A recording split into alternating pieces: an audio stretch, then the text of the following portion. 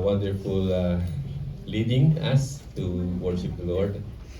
I really praise God sa kanyang buhay na talagang in spite of challenges, ano? Kaya ang dami niyang testimonies and challenges in life na talagang andun siya, no? Come victory sa Panginoon. Palapakan natin ang Panginoon sa buhay ni Sister Tiffany.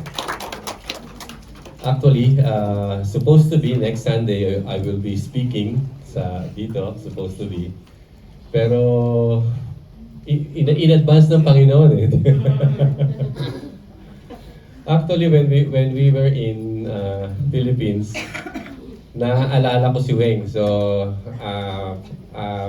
once in a while, I send messages to Weng. Kaya sabi ko, Weng, kamusta na kayo dyan? Dito kami sa Pilipinas, we are doing something. So, sabi niya, okay naman. Then, last week, hindi ako mapakali. Nag-greet ko na si Weng, pero hindi ako mapakali. So, the Lord's really, maybe something that I would like to know about Weng. So, hindi pala si Weng ang may problema, kung hindi yung buong church, ano? Yes. Kasi kung hindi makarating si Elder Sunny, so no one will be preaching. At problema si Weng, actually, siya yung mag-preach, di ba?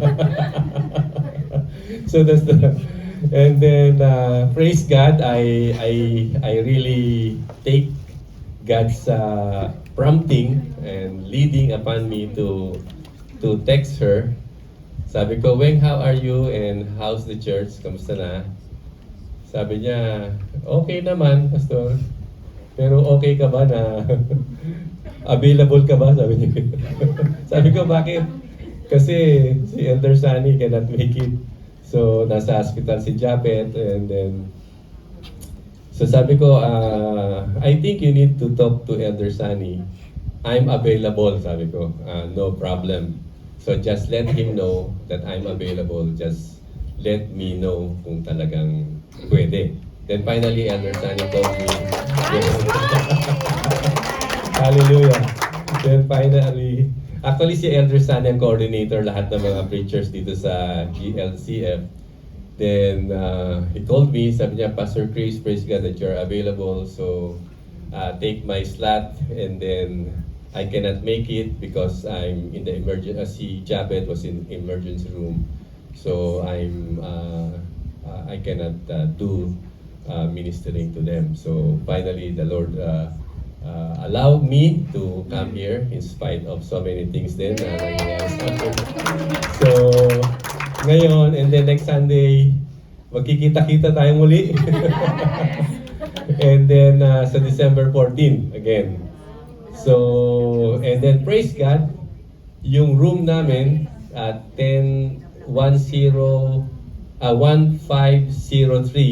meron ng window. Wow! So praise the Lord, na nakakita na kami ng liwanag.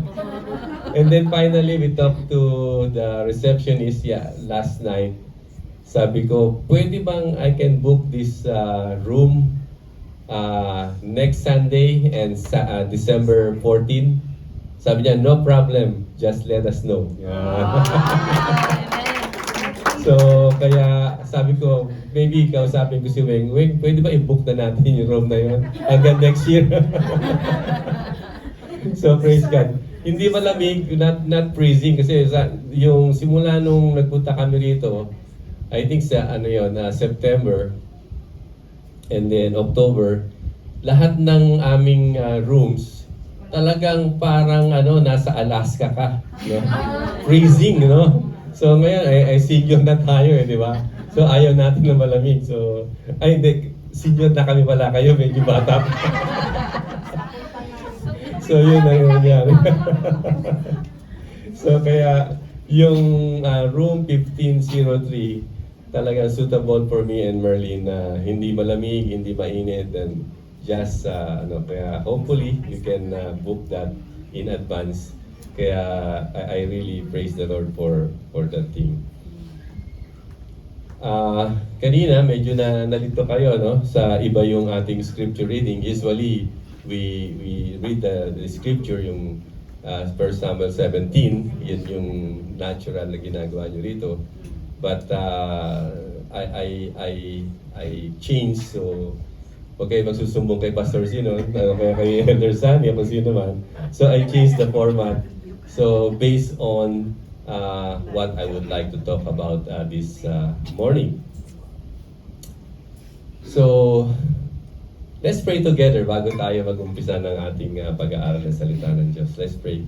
Father in heaven, thank you for being with my brothers and sisters here in Gospel Light Christian Fellowship. Thank you for their lives. Thank you for their faithfulness in doing the ministry in spite that they have no pastor and servant leading them in a week. So we are just here on Saturday and Sunday. I pray, Father, that we can maximize our availability and resources and strength to help them and guide them in a way that is pleasing into your sight. I pray that you will continue to guide them and use them for your glory and for your purpose. I pray that you will guide them to lead other Filipinos and locals here in this place to know you, that you are our God, our Savior, Jesus Christ. So Father, I commit to you our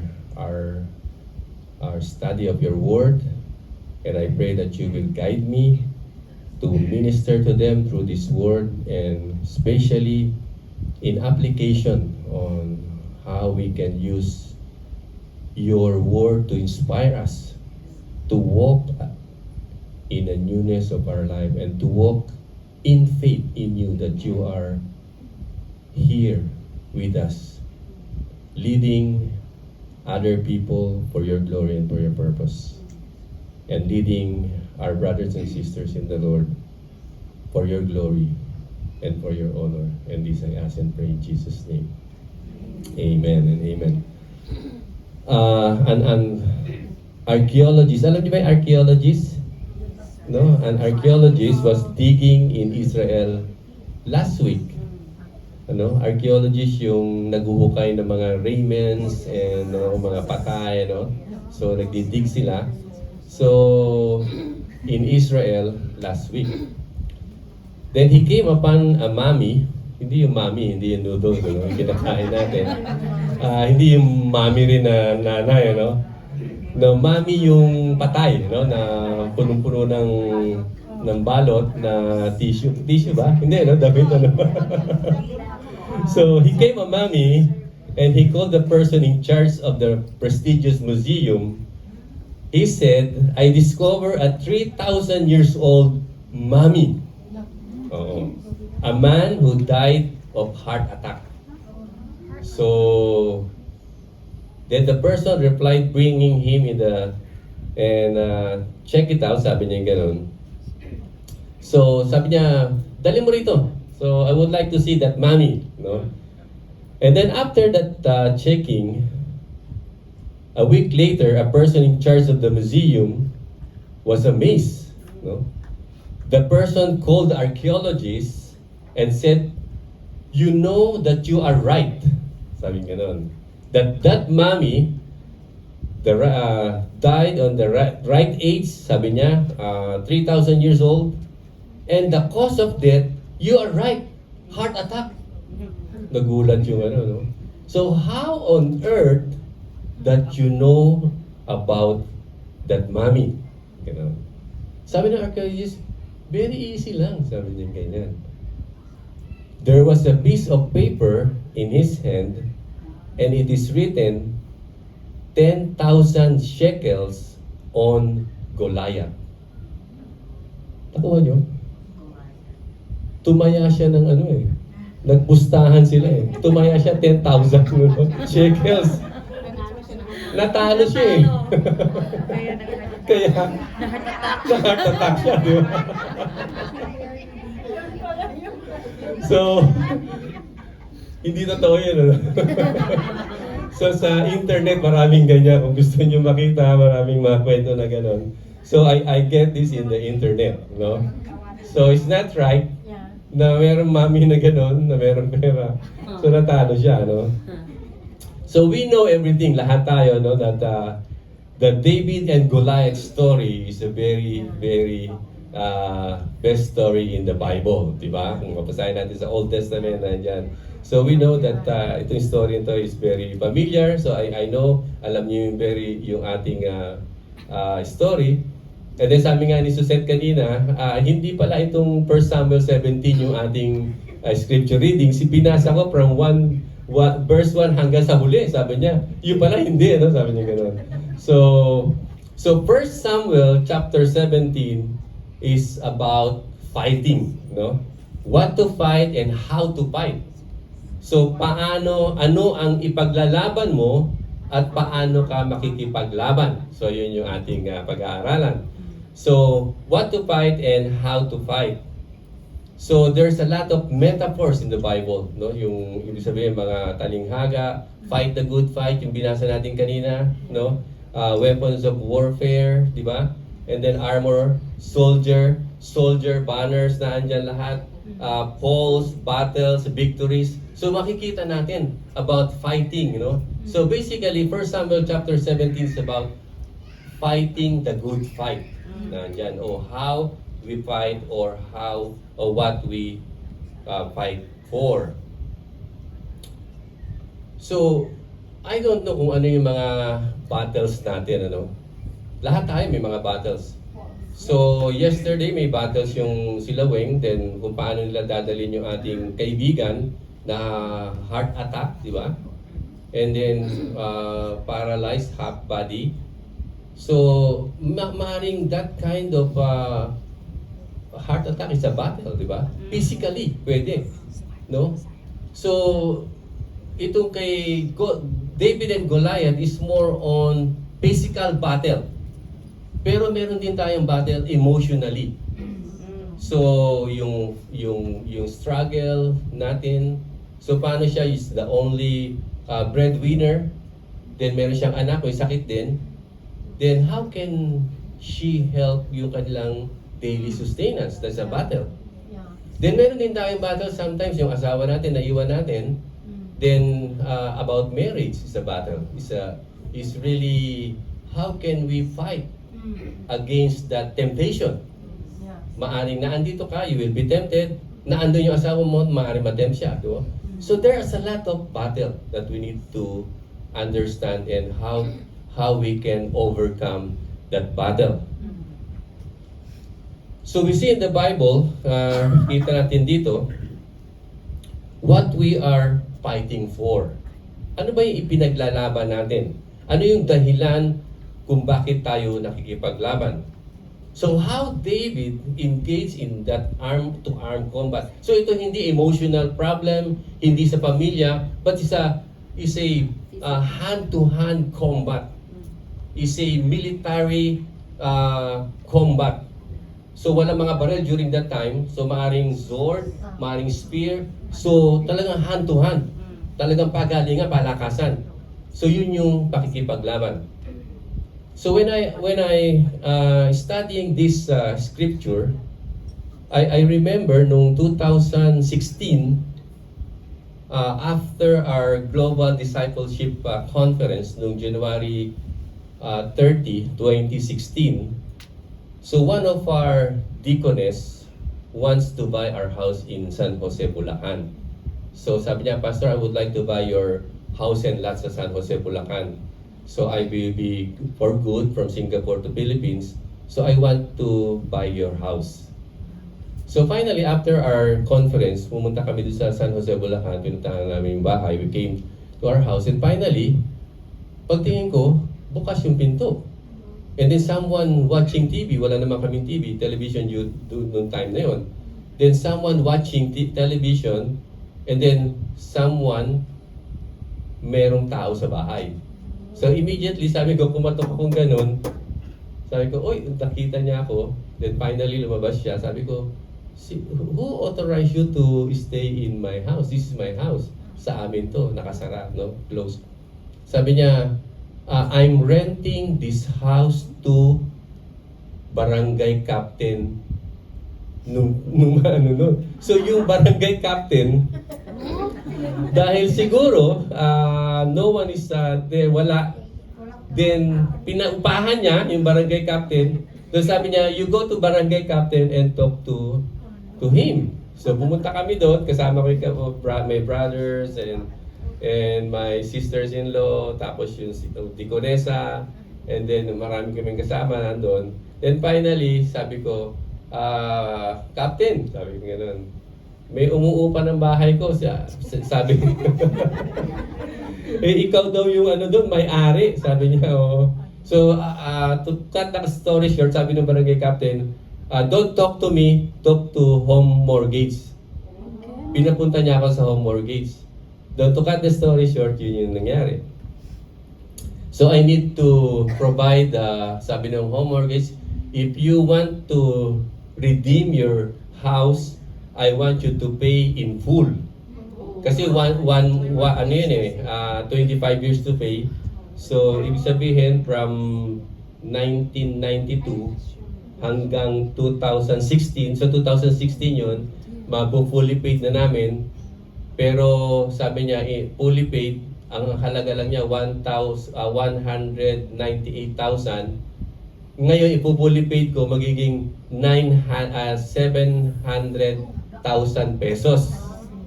So, kaya pag nasa real estate ka talaga, kikita ka eh. No? So, sabi niya, ipully paid mo and then you will have the rights, sabi niya. Kasi naando pa yung title, sa'yo pa rin ang pangalan. So si Kapitan, in-apply niya because they think that you abandon your house and lot. So in-apply niya. And then yung Kapitan, siya rin na mag-a-approve ng abandonment. So lahat ano? So makikita niyo siya yung Kapitan, very powerful during that time. And then second, yung buong subdivision na yon ibinenta nila doon sa Pag-ibig.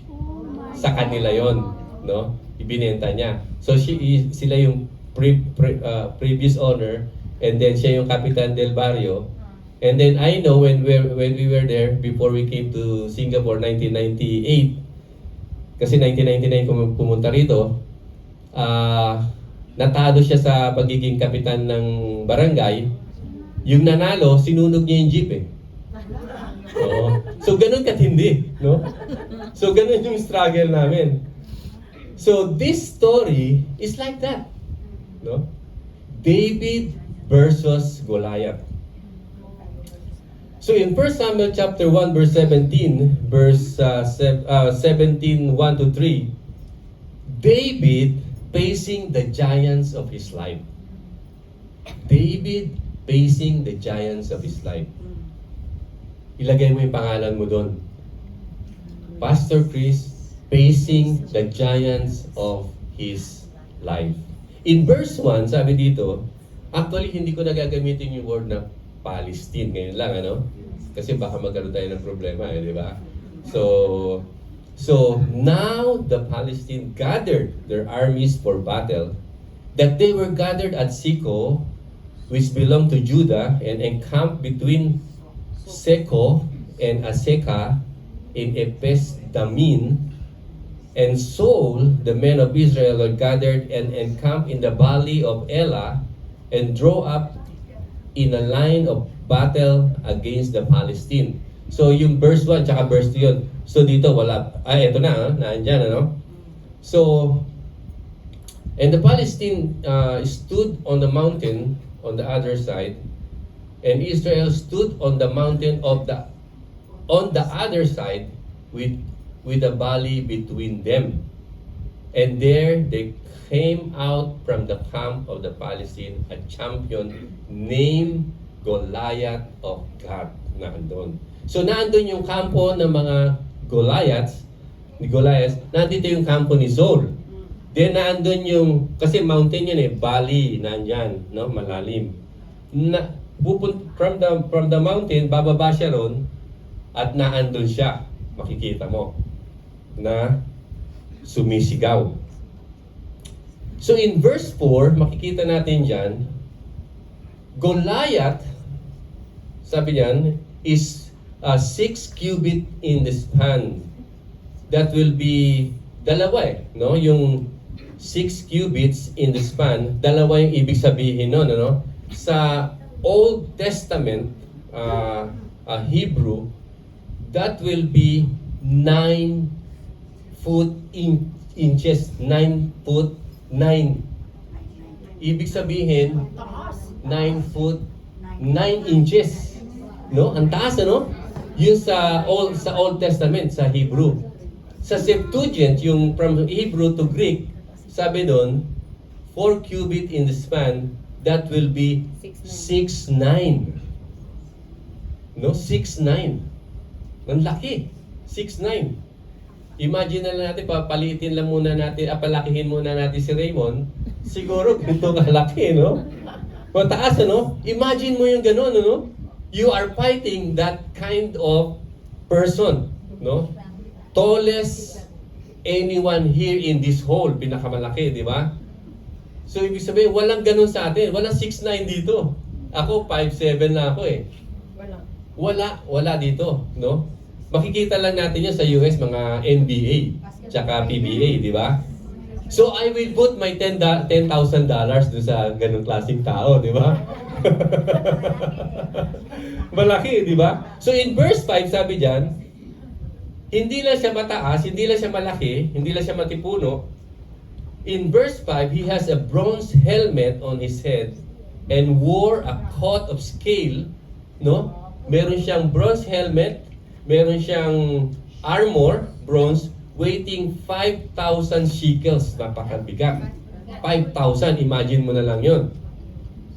Na sabihin natin mga 10 kilos o 5 kilos na naandun yung armor niya. Maybe weighing 125 pounds. Ganun kabigat. Kaya mo ba yun? 125 pounds, i-divide mo by 7, mga 70. Kasi bigat ko. Naandun. No? Yun yung armor niya.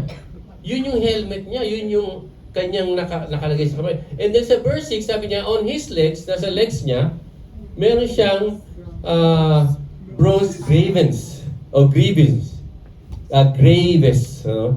Yung nasa legs niya, protector, and a bronze javelin was slung on his back. So meron siyang protector, greaves, na andito, and then meron siyang sling dito sa taas, yung kanyang javelin, yung sibat. And in verse 7, his spear, yung kanyang dulo, is like a weaver rod. Parang Chris. Sigsag. Hindi yung diretso na ganun. Yung sa kanya, sigsag na ganun, parang Chris, ano? And it's yung pointed 6,000, 15 pounds yung bigat ng kanyang sibat. Ang bigat. I-divide mo, maaaring 7 kilos. No? 7 or 8 kilos. Ganun kabigat. Parang yung bag na pang-travel mo. Nandun. So, tignan ninyo yung details na yun. The giant Goliath war robe, na andun yung helmet niya, andun yung armor, andun yung graves, javelin, spear, and shield. And the shield was carried by someone ahead of Goliath in 7b. Verse 7b. So this man, ibig sabihin, kung titignan ninyo, talagang naka-full armor siya. At hindi ordinaryong tao ito. Napakataas, yung height niya, and then full battle gear, si Goliath. So, walang ordinaryong tao or sword master will threaten this soldier, Goliath. He is invisible, parang siya si Thanos, di ba? Parang si Thanos, parang Incredible Hulk, invisible, impenetrable, impossible to touch, and no one can defeat this kind of warrior. Wala. Imagine mo na lang. Sino? No one who will challenge this warrior. His challenge was frightening, nakakatakot. His outward appearance, his great stature, and his sophisticated armor was horrifying in the sight of Israel's army. Horrifying, natatakot sila.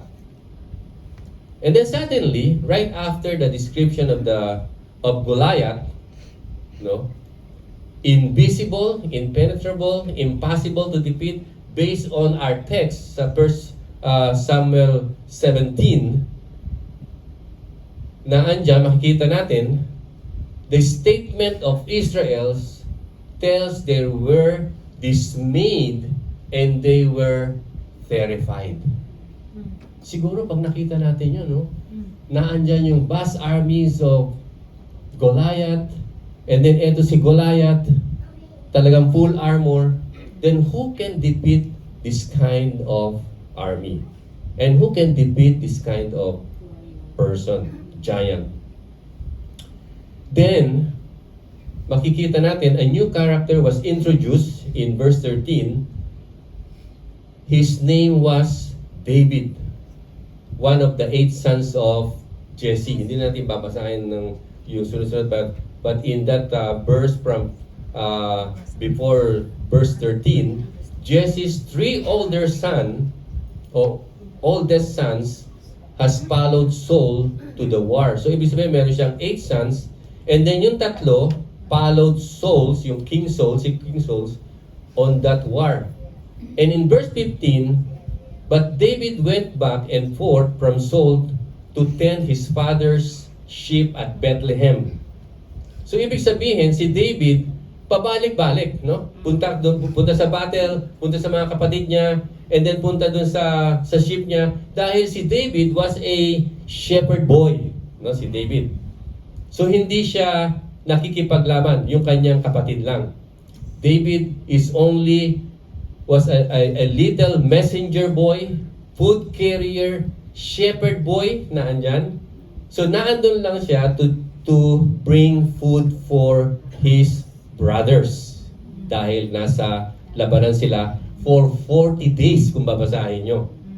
Yung 1 Samuel verse 17. 40 days na andun sila. So kailangan nila ng pagkain, sustenance, para lumakas sila.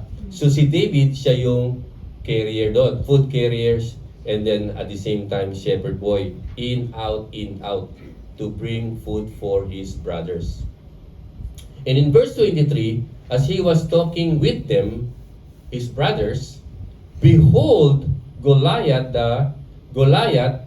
champion from God, stepped out from his lines and shouted his usual defiance, and David heard it. Whenever the Israelites saw the man, they all fled from him in great fear. Naandun si David. He was there. Si Goliath shouting, defying the army of Israel, and then naandun siya, and then a great fear, and sabi nga dyan sa Bible, sa verse natin, they were greatly afraid. They were afraid of his potential dangers into their lives and the nation of Israel. I think the problem is not actually Goliath, no, na yun maaring yun yung tinitignan ni David, pero nakikita ng mga Israelites there is a problem, or there was a problem. This was not really, I think, the army or about Israel. So the problem is not Goliath army or the army of Israel. I think that's not really the problem. Because in verse 26, David asked the men standing near him, what will be done for the man who kills this Palestine and remove this disgrace from Israel? Who is this uncircumcised Goliath that he should defy the armies of the living God? Yun ang sabi ni David. Yun ang sabi niya sa verse 26. Sabi niya, sino to? At kung anong gagawin para patayin siya na andun. So this is the first time David spoke in the Bible. David broke the silence. David has spoken and what he says. And bring a new perspective into the picture. So nung nagsalita si David, a new perspective na ipinapakita niya sa people of Israel. So the first time David for the first time involved God in that situation. For the first time, David involved God in this situation of hopelessness. So naandun, they were hopeless, they were fearful because Goliath's very powerful, impenetrable, very strong, andun yung full battle gear niya. And then nakita na Israel, they were fearful, hindi natin kaya to, but David changed that environment. David involved God in that hopeless situation. So after we know that who is our enemy, si barangay captain, and then siya yung may-ari before nung subdivision, and then he has a connection with home mortgage, then we need to provide 700,000 to fully fade yung aming pangailangan. So you will think na, sino kayang connection ko? Who is the right person to connect to combat against Kapitan? Pero finally, me and my wife involved God. So we pray. So 2016, so once a year umuwi kami. So kinausap na namin 2016, because we are Christian, we cannot sue one another, we cannot hindi tayo pwede magdemanda sa bawat isa, di ba? So we need to amicable settlement. So we make amicable settlement kay Kapitan. Sige, alam niya, pastor ako. So amicable settlement 2016, go to home mortgage. 2017, pinuntahan namin siya, ay magpakita. Then amicable settlement, wala siya. 2018, every year, once a year, amicable settlement. 2019, ayun na naman. Then finally, yung 2019, after hindi niya kami sinipot, ayaw niya kami makita, then we go home, and then we take our dinner sa SM, and then tumawag siya doon sa lawyer namin. Tumawag siya kay attorney. Sabi niya, malakas yun, parang in-speaker, phone ni attorney. Then sabi ni Kapitan, attorney, I cannot do anything. I want to see you in court. Siya pa yung naghamon, no? So wala siyang title. Wala everything. The home mortgage, sinoli na sa kanya yung lahat ng deposit niya, yung papers niya, wala na. Pero hinamon pa niya kami. See you in court. Then finally, after so many years of settlement, finally, sabi ko kay attorney, let's file a case. So nag-file ng case si attorney. So in that situation, then we prayed. Sabi na, attorney, we need to pray because we will be facing a giant in our life. So David asks, does in believing God made a difference in all of this? Yun ang tanong ni David. In believing God made a difference in all of this. If we believe God in this situation, meron bang pagbabago na mangyayari sa ating sitwasyon if we involve God? David centers the catastrophe and the events around God. Meron kayang pagbabago kung i-involve natin ang Panginoon? Not around the army, not around Israel. This is not about military or Israel's honor. This is about God. God is in the center. If you are a believer and then you are facing a giant in your life, center your life on God, not on the problem. In verse 10, again, the Goliath said, I defy the army of the Israel. Goliath thinks that he is defying the army of Israel or armies of Israel. And in verse 25, the men of Israel said, do you see how this man keep coming out for 40 days? He comes out to defy Israel. Yun yung kanyang pagkaintindi. Because he's an unbeliever, si Goliath. He does not believe in God. Hindi siya naniniwala kay Yahweh. He is defying Israel. The men of Israel think that Goliath is defying the army of Israel, and not just the army of Israel, but Israel itself. Diba? So in verse 26, David says, who is this uncircumcised Goliath that he should defy the armies of the living God? Yan ang sinabi ni David. So David think differently. Goliath is not just defying the armies of Israel or Israel itself. Goliath dares to defy the armies of the living God, Yahweh. So if you are facing your battle, your giants, that person is not defying you. Hindi kayo pinapahiya ng tao na yon. But that person is defying your God. Yun ang ibig sabihin ni David. That's the situation.